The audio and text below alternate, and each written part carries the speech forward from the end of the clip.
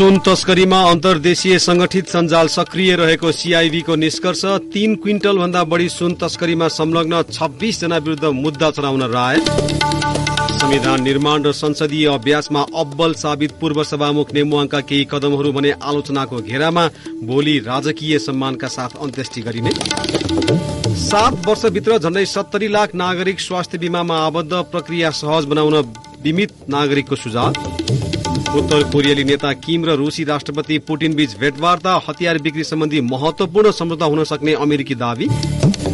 र नेपाली भारोत्तोलन खेलाडी विशाल सिंह विष्टद्वारा रियादमा जारी विश्व च्याम्पियनशीपमा 96 केजी तौल समूहमा नयाँ राष्ट्रिय कीर्तिमान कायम। नमस्कार, कान्तिपुर डायरीका साथमा असीम र म पवन। सुरु गरौं अहिलेसम्मका प्रमुख प्रसंगबाट। प्रहरीको केन्द्रीय अनुसन्धान ब्यूरो सीआईबीले सुन तस्करीमा अन्तर्देशीय संगठित सञ्जाल सक्रिय रहेको निष्कर्ष निकालेको छ। सीआईबीले ब्रेकसु लगायतका माध्यमबाट भएको सुन तस्करी प्रकरणबारे तयार पारेको प्रतिवेदनमा तस्करीमा नेपाली र विदेशी नागरिकहरू संलग्न रहेको उल्लेख गरेको छ। 60 किलो लगायतका सुन तस्करीमा यस्तै गिरोह संलग्न रहेको र यसमा विभिन्न भुक्तानी प्रणालीबाट कारोबार गरेको देखिएको सीआईबी अनुसन्धानमा उल्लेख छ। विभिन्न 7 वटा कम्पनी खडा गरिएकोमा 6 वटाको नामबाट नेपालमा सुन भित्र्याएर पैठारी हुने गरेको अनुसन्धानबाट खुलेको सीआईबीका अनुसन्धान अधिकृत सञ्जय सिंह थापाले भन्नुभयो। हङकङबाट सुन आयात गर्नको लागि चिनिया नागरिकहरूले 7 वटा कम्पनीहरू विभिन्न नेपाली गरिब नागरिकहरूलाई आर्थिक प्रलोभन देखाएर उनको नाममा कम्पनी दर्ता गरेको देखिन्छ, जसमध्ये 6 वटा कम्पनीहरूबाट सामानहरू आयात गरेको छ, जसमध्ये विभिन्न किसिमका विद्युतीय उपकरणहरू, ब्रेक प्याडहरू, सेभरहरू, इलेक्ट्रिक वाचहरू लगायतका उपकरणहरू नेपालमा भित्राउने, सुरुमा ट्रायलको रूपमा ती सामानहरू 1-2 कार्टनहरू मात्र भित्राउने, अनि त्यो निकाल्दाखेरि भन्सारका प्रक्रियादेखि लिएर यहाँको सुरक्षा प्रणालीदेखि लिएर सबै कुरालाई उनले सूक्ष्म रूपमा अध्ययन विश्लेषण गरिसकेपछि कसरी ल्याउन सकिन्छ भन्ने कुराले पछि त्यसमा कुन कुन पार्ट पूर्जामा लुकाएर ल्याउन सकिन्छ त्यो हिसाबले ल्याएको देखिन्छ।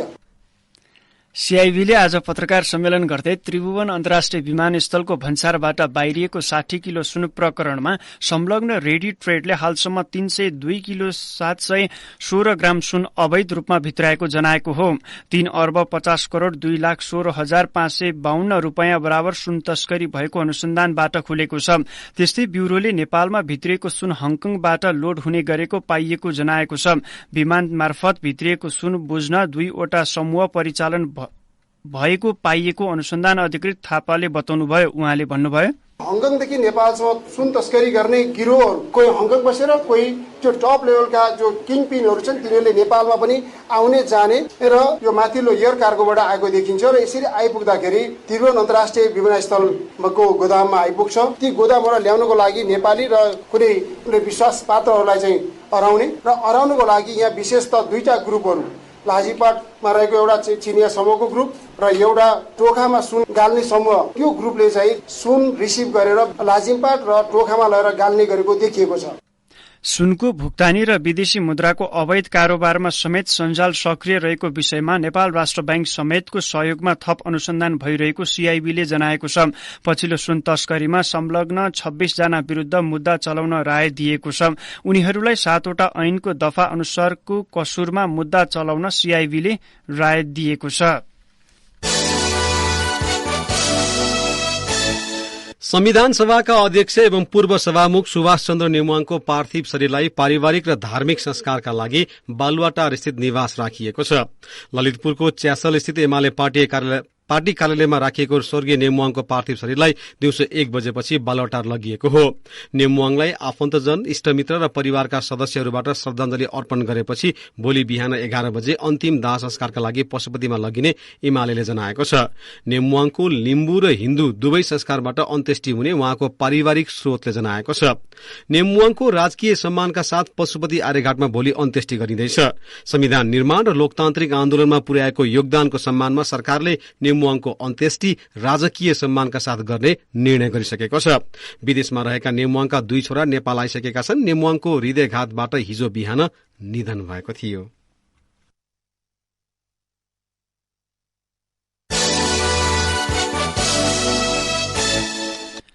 मुलुकले 2062-63 को दोस्रो जनआन्दोलनपछि संसदीय इतिहास र समग्र राजनैतिक घटनाक्रममा एक महत्वपूर्ण व्यक्तित्व संविधान सभाका अध्यक्ष सुभाष चन्द्र नेमुवाङलाई गुमाएको छ। संघीय लोकतान्त्रिक गणतन्त्र स्थापनादेखि संविधान कार्यान्वयनको महत्वपूर्ण कालखण्डका दशी पात्र नेमुवाङको छवि संविधान कानूनका ज्ञाता तथा संसदीय परिपाटीका अनुभवी र शालीन राजनीतिज्ञको छ। जनआन्दोलनको बलमा पुनर्स्थापित संसददेखि दोस्रो संविधान सभाबाट संविधान घोषणासम्म जनप्रतिनिधिमूलक संस्थाको नेतृत्व गरेका नेमुवाङको योगदानको अहिले विभिन्न कोणबाट समीक्षा र विश्लेषण भइरहेका छन्। 2048 साल यता 2 पटक राष्ट्रिय सभाको सदस्य, 2 पटक संविधान सभाका अध्यक्ष सहित 4 पटक सभामुख, सार्वजनिक लेखा समितिको सभापति र पछिल्लो पटक समेत गरी लगातार 5 पटक निर्वाचन जितेर संसदीय प्रणालीको एक हिमायतीको परिचय सुभाष नेमाङसँग जोडिएको छ। कानूनी पृष्ठभूमिका नेमाङले दोस्रो जनआन्दोलनको बलमा पुनर्स्थापित संसदको सभामुख हुँदै संसदीय प्रणालीको उपल्लो निकायको नेतृत्व पहिलो पटक गरेका हुन्। पुनर्स्थापित संसदबाट 2063 जेठ 4 गते गरिएको 9 बुधे घोषणा नेपालमा गणतन्त्र बहालीको प्रस्थान बिन्दु थियो। राजा र राजदरबारमा निहित अधिकार कटौती गर्दै सम्पूर्ण अधिकार संसदलाई नै दिने सो घोषणामा मुलुकलाई धर्मनिरपेक्ष राज्य बनाउने उद्घोष समेत गरिएको थियो। त्यति बेलाका प्रधानमन्त्री गिरिजाप्रसाद कोइराला अस्वस्थ भएपछि सभामुख नेमाङले 9 बुधे घोषणा गरेका थिए। राजतन्त्र निलम्बन सहितको ऐतिहासिक घोषणा गर्दै उनले भनेका थिए, 2046 सालको जनआन्दोलनका उपलब्धिहरूलाई रक्षा गर्दै वर्तमान जनआन्दोलनका उपलब्धिहरूलाई संस्थागत गरी निरङ्कुश राजतन्त्रको अन्त्य र पूर्ण लोकतन्त्र स्थापनाको दिशामा अग्रसर हुने जिम्मेवारी ग्रहण गर्न, अर्को संवैधानिक व्यवस्था नभएसम्म सम्पूर्ण अधिकारहरू प्रयोग गर्नको लागि यो प्रतिनिधि सभा सार्वभौम सत्ता सम्पन्न भएको घोषणा गर्दछ। राज्य शक्ति यही प्रतिनिधि सभा मार्फत प्रयोग हुने भएकोले देखाएको घोषणा गर्दछ। नेपाल धर्मनिरपेक्ष राज्य हुनेछ। पुनर्स्थापित संसदको जगमा उभिएर नेपालमा पहिलो पटक 2064 साल चैत 28 गते संविधान सभाको निर्वाचन भयो। सो निर्वाचनबाट गठित संविधान सभाले औपचारिक रूपमा राजतन्त्रलाई विदा गर्दै संघीय लोकतान्त्रिक गणतन्त्रको घोषणा गर्यो। तर पहिलो संविधान सभाबाट नयाँ संविधान बन्न नसकेपछि अर्को निर्वाचन भएर आएको संविधान सभाले 2072 साल असोज 3 गते नयाँ संविधान जारी गरेको हो। पहिलो संविधान सभा विघटन भएको पृष्ठभूमिमा जनप्रतिनिधिमूलक संस्था जोगाउन नसकेको भनी आलोचित सुभाष नेमाङले दोस्रो संविधान सभाको समेत नेतृत्व गर्ने मौका पाएका थिए र उनले दलहरूबीचको ठूलो रस्साकसीपछि तयार भएको संविधान पारित भएको घोषणा गरे। नेपालको संविधान पारित भएको घोषणा गर्दछु।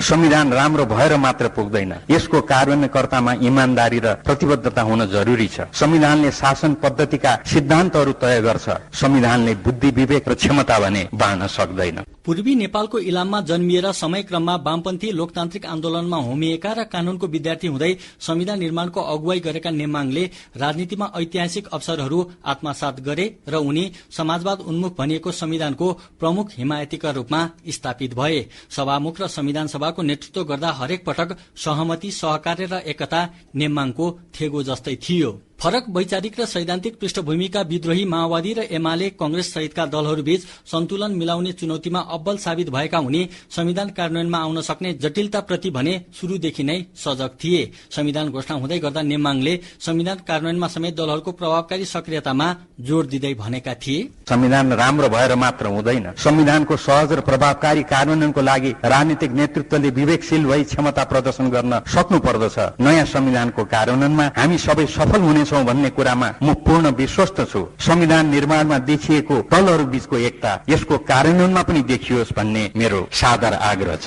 शक्ति पृथकीकरण र विधिको शासनको पक्षपाती नेमाङमाथि वर्तमान संविधानका आलोचक र हिन्दू राज्यका पक्षधरले भने धर्मनिरपेक्षताको सवालमा आरोप लगाउने गरेका छन्। आफूमाथि लागेको आरोपबारे सार्वजनिक रूपमा लामो समय मौनता साधेका नेमाङले पछिल्ला दिनमा मात्र बोलेको पाइन्छ। हालै आयोजित एक कार्यक्रममा उनले भनेका थिए, एकताल त आफू क्रिस्चियन भइसकेको रहेछ थाहै थिएन, किन साथीहरू विरोध गर्छन् भनेको त क्रिस्चियन, अनि अलिकति पछाडि यो सुभाष चाहिँ होइन होला, उसको बुढी चाहिँ क्रिस्चियन, अनि म त धेरै म रिसाउँदिन, थाहा छँदैछ, हाँसेर भने म त भौतिकवादी मान्छे, स्वर्ग नर्कमा विश्वास लाग्दैन अहिलेसम्म। तर तपाईहरू त स्वर्ग नर्कमा विश्वास गर्नुहुन्छ होला। मैले मेरो घर परिवार श्रीमतीको बारेमा यति कथा सुनाए, अझै पनि त्यो क्रिस्चियन रहेछ भनेर प्रचार गर्नुहुन्छ भने अरू केही भन्दिन, तपाईहरू सिधै नर्क जाने हुनुभयो। राजनीतिक र पदीय जिम्मेवारीका क्रममा नेमाङका केही निर्णय र कदम आलोचना मुक्त भने हुन सकेनन्। एमाले अध्यक्ष केपी शर्मा ओली प्रधानमन्त्री हुँदा 2 पटक गरिएको संसद विघटनको सशक्त प्रतिवाद गर्न नसकेको र पार्टीभित्र सधैँ जसो ओलीको हितमा मात्र काम गरेको आरोप उनीमाथि लागेको थियो। त्यस्तै बार एसोसिएसनको महासचिव हुँदा दलगत राजनीतिलाई हावी गराएको 2052 सालमा संसद विघटनलाई सर्वोच्च अदालतले बदर गरेपछि अदालत विरुद्ध आफ्नो पार्टी एमालेलाई आन्दोलित गराएको भन्दै उनको आलोचना भएको पाइन्छ। त्यस्तै पहिलो संविधान सभा भंग हुँदा त्यसलाई रोक्न पहल लिन नसकेको, बैठक नै सञ्चालन गर्न नसकी अनिर्णयको बन्दी भएको तथा संविधान निर्माणका क्रममा दल र तिनका नेताको छत्रछायामा परि फास्ट ट्र्याकमा संविधान बनाउन सहयोगी भूमिका खेलेको लगायत आरोप र टिप्पणी नेमाङको राजनीतिक जीवनको नकारात्मक पक्ष हुन्। तर राजनीतिक नेतामाथि लाग्दै आएको राज्य स्रोतको दुरूपयोग र भ्रष्टाचारको मामिलामा अलग हुनु उनको गुणी व्यक्तित्व मात्र नभई सबैभन्दा ठूलो नैतिक धरातल हो। रेडियो कान्तिपुरका लागि अनिल बोगटी। ब्रेकपछि पुनः स्वागत छ। सुरुमा कान्तिपुर सविस्तार। कान्तिपुर सविस्तार। मुलुकमा 7 वर्ष अघि लागू भएको सरकारद्वारा सञ्चालित स्वास्थ्य बीमा कार्यक्रममा झण्डै 70 लाख नागरिक स्वास्थ्य बीमामा आबद्ध भएका छन्। अति गरीब, ज्येष्ठ नागरिक, अति अशक्त, अपाङ्गता, महिला स्वयंसेविका र सरुवा रोग भएका व्यक्तिको स्वास्थ्य बीमा सरकारले नै गर्ने व्यवस्था छ। बीमाबाट स्वास्थ्य उपचार सुविधा लिने प्रक्रिया झन्झटिलो भएकाले त्यसलाई सरल बनाउनु पर्ने सर्वसाधारणको धारणा छ।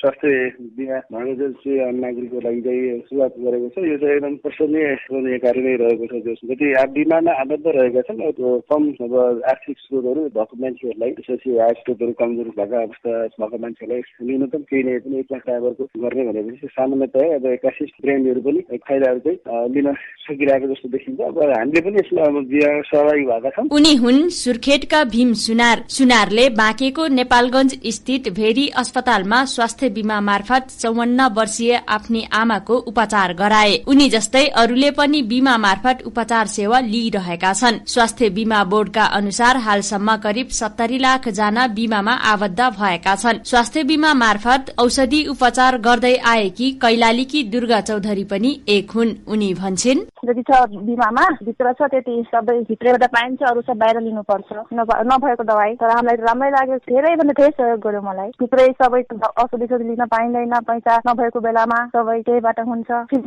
स्वास्थ्य बीमा कार्यक्रम परिवारको सदस्यमा आधारित छ। बीमा मार्फत वार्षिक 1 देखि 2 लाखसम्मको निशुल्क औषधि उपचार गर्न पाइने व्यवस्था छ, जसका लागि 5 जनाको परिवारका लागि वर्ष दिनमा 3500 रुपैयाँ तिर्नुपर्ने हुन्छ। यस्तै 5 जना भन्दा बढ़ी परिवारका सदस्य भएका खण्डमा प्रति व्यक्ति 700 रुपैयाँ थप गर्दा 20,000 को दरले अधिकतम 2 लाख रुपैयाँसम्मको स्वास्थ्य बीमा सेवा लिने व्यवस्था छ। सामान्य उपचारदेखि जटिल रोगको पनि निशुल्क उपचार गर्न पाइन्छ। यस बीमामा 1133 किसिमका औषधि बिमितलाई निशुल्क प्रदान गरिन्छ। यसका साथै ओपीडी, ल्याब लगायतको सुविधा पनि रहेको स्वास्थ्य बीमा बोर्डले जनाएको छ। यी उपचार सेवा सरकारको मतहतमा रहेका स्वास्थ्य संस्थाबाट मात्रै लिन पाइने व्यवस्था छ। बीमाले आर्थिक रूपमा सहयोग गरे पनि बिरामी भर्नका लागि सय नपाउने, अस्पतालका कर्मचारीले हेरचाहमा लापरवाही गर्ने जस्ता समस्या भोग्नु परेको सेवाग्राहीको भनाइ छ। बीमाबाट स्वास्थ्य उपचार सुविधा लिने प्रक्रिया झन्झटिलो भएको उनीहरूको गुनासो छ। भेरी अस्पतालमा रहेका सेवाग्राही सुनारले भने,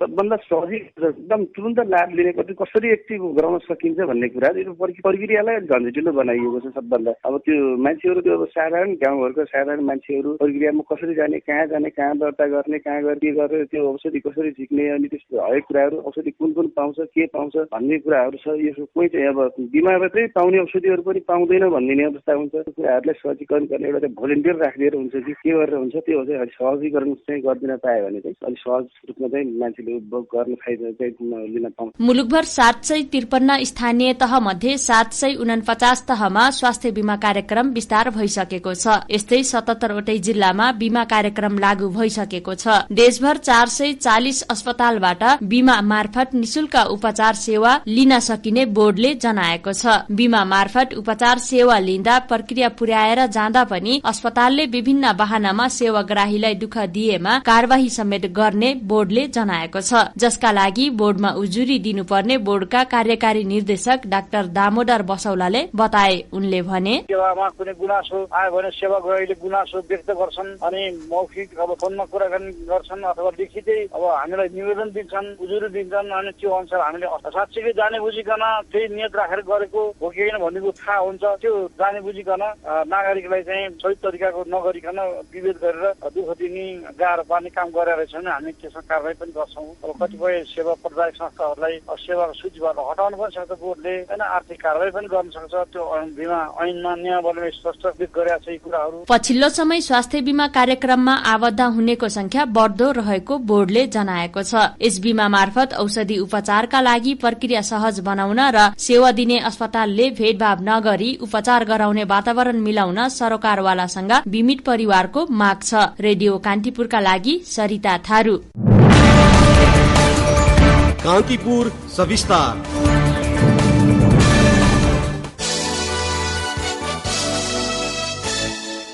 विद्यालय शिक्षा सम्बन्धी कानूनलाई संशोधन गर्ने विधेयक प्रतिनिधि सभामा दर्ता भएको छ। विधेयकमा सामुदायिक विद्यालयका प्रधानाध्यापक प्रतिस्पर्धाबाट छनौट गर्ने लगायत प्रावधान राखिएको छ। कर्मचारी छनौट समितिले शिक्षकहरू मध्येबाट विद्यालय सञ्चालन, शैक्षिक गुणस्तर सुधार योजना प्रस्तुत गर्न लगाएर खुल्ला प्रतिस्पर्धाका आधारमा प्रधानाध्यापक छनौट गर्ने प्रस्ताव गरेको हो। माध्यमिक विद्यालयको हकमा सम्बन्धित स्थानीय तहभित्रका माध्यमिक तहमा अध्यापन गर्ने स्थायी शिक्षकबाट प्रधानाध्यापक छनौट गर्ने प्रस्ताव गरिएको छ। त्यस्तै आधारभूत विद्यालयको प्रधानाध्यापकको हकमा त्यही स्थानीय तहका आधारभूत तहमा अध्यापन गर्ने स्थायी शिक्षकहरूबाट प्रधानाध्यापक छनौट गर्ने प्रस्ताव गरिएको छ।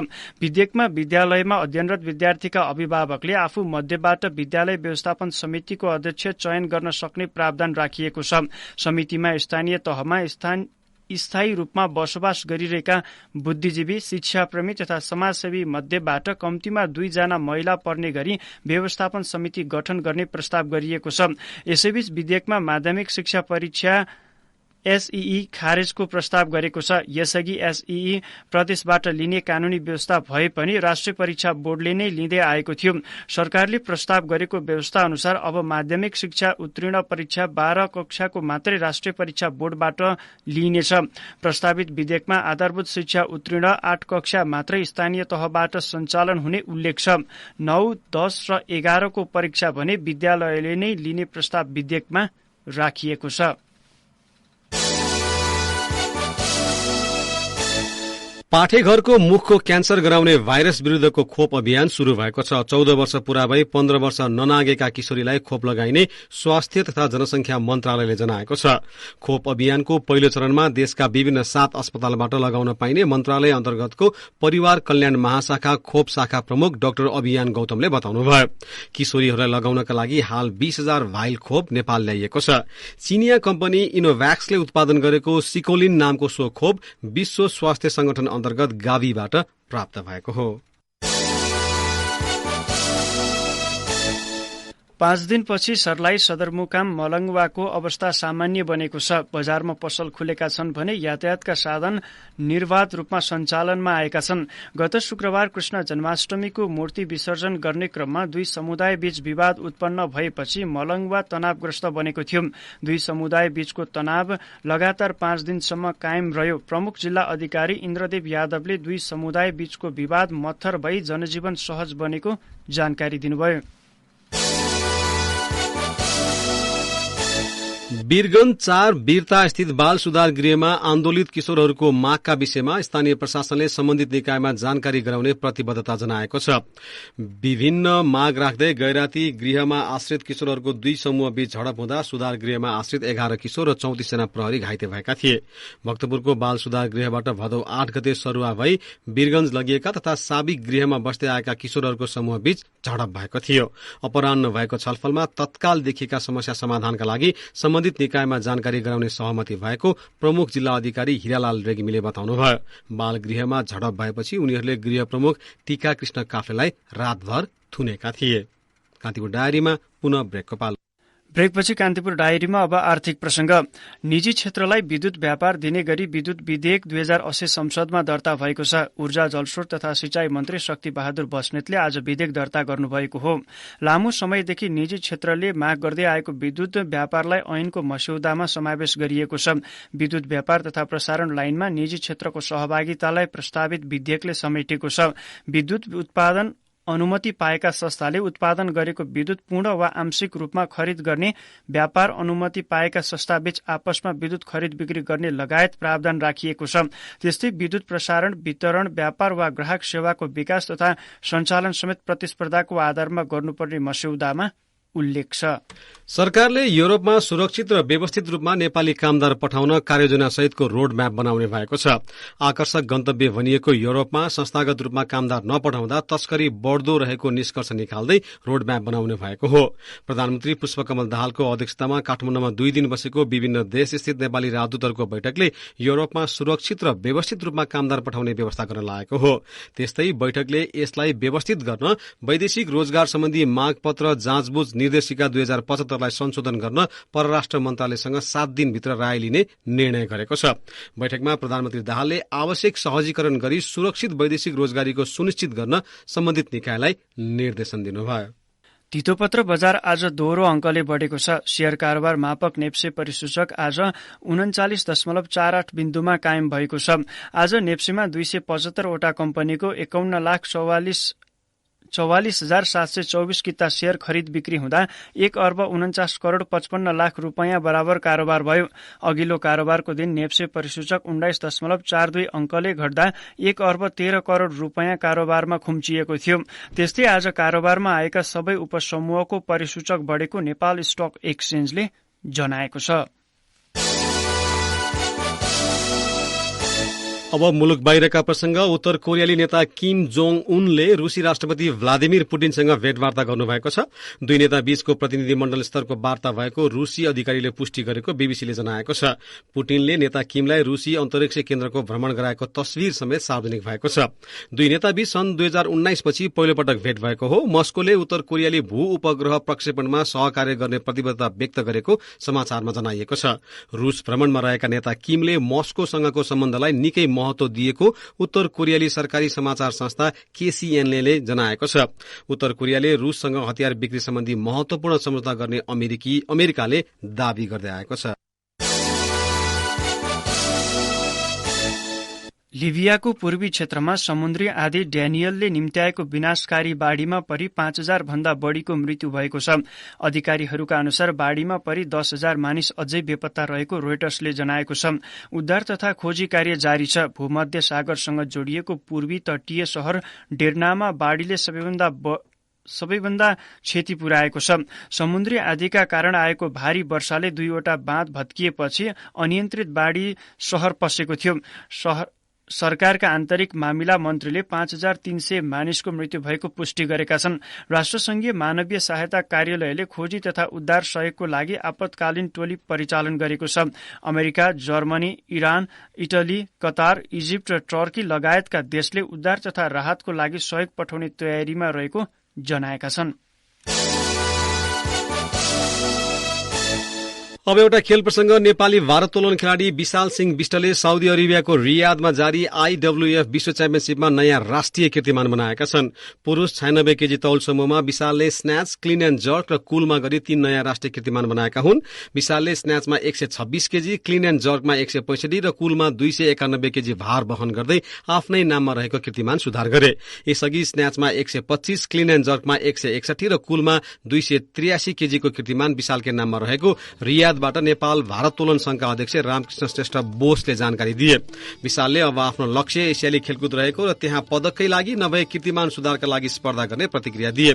यसअघि सोही प्रतियोगितामा गत सोमबार पुरूष 81 केजी तौल समूहमा नेपालका विकास भट्टले स्न्याच, क्लिन एण्ड जर्क र कुलमा गरी 3 नयाँ राष्ट्रिय कीर्तिमान बनाएका थिए। विकासले स्न्याचमा 124 केजी भार वहन गर्दै राष्ट्रिय कीर्तिमान स्थापित गरे। यसअघि 123 केजीको कीर्तिमान उनकै नाममा थियो। उनले सो कीर्तिमान 19औं एसियाली खेलकुदको अन्तिम चरणमा बनाएका थिए। विकासले क्लिन एन्ड जर्कमा 148 केजी उठाए। यसअघि उनले 19औं एसियाली खेलकुदकै पहिलो छनौट चरणमा 147 केजीको कीर्तिमान रचेका थिए। कुलमा उनले उठाएको 272 केजी पनि राष्ट्रिय कीर्तिमान हो। उनकै नाममा 270 केजीको कीर्तिमान थियो। दुवै खेलाडी भोलि काठमाडौँ आइपुग्ने संघका अध्यक्ष श्रेष्ठले जानकारी दिए। अवश्य साथै बेला कान्तिपुर डायरी समाप्त हुन्छ। राति 8 बजे सेक्युरिटी एन्ड क्राइम डायरीका साथ आउने नै छौं। तबसम्मका लागि असीम र पवनलाई आज्ञा दिनुहोस्। नमस्कार।